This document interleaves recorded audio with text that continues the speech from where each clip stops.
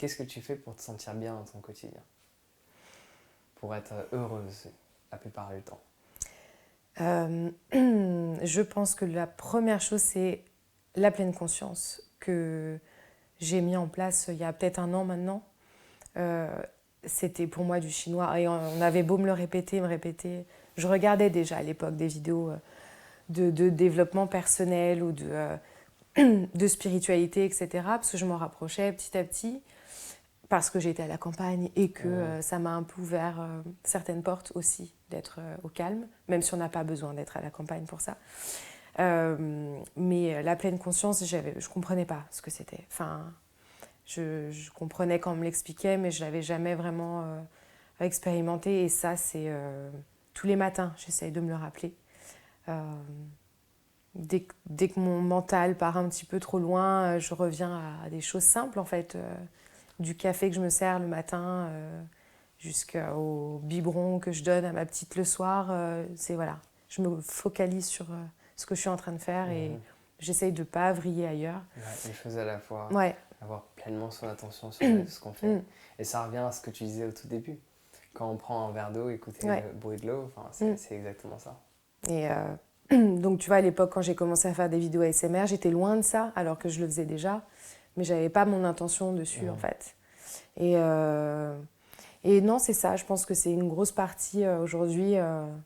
C'est la pleine conscience et c'est l'écoute aussi. J'écoutais pas de la même façon avant. Les personnes qui m'entouraient. Forcément, si tu te mets à créer des petits sons et tout. Mais l'écoute attentive aussi de quand on parle de... justement, on te parle de ne pas avoir l'esprit ailleurs. Ça, c'est important. Et c'est un exercice constant. Ouais. C'est ça qui est bien. Oui. C'est qu'on n'est pas obligé... ce que je dis aux gens, c'est bien de méditer le matin. Tu médites 20 minutes. Mais si tu n'es pas capable d'écouter une personne pleinement pendant qu'elle te parle, d'être sur ton téléphone en même temps, pendant que tu manges, de faire 1000 choses à la fois, au final, ça ne sert à rien que tu aies médité 20 minutes. Le plus important, c'est, idéalement, méditer le matin et être conscient, parce que ça va aider.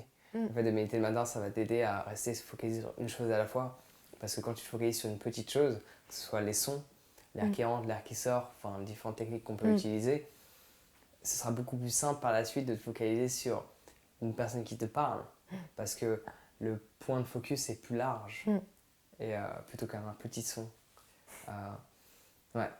Mais c'est intéressant de voir le processus qu'on a pu parcourir pour en arriver là où on est, quoi. Ouais.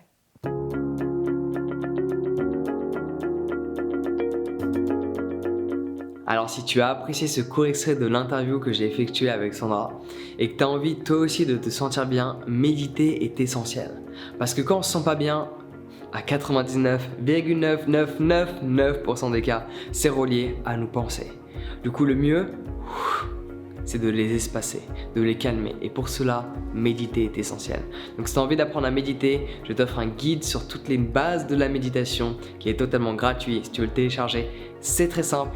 Clique sur le lien dans la description pour y accéder. Du coup, on se retrouve directement de l'autre côté. Prends soin de toi et passe une excellente journée.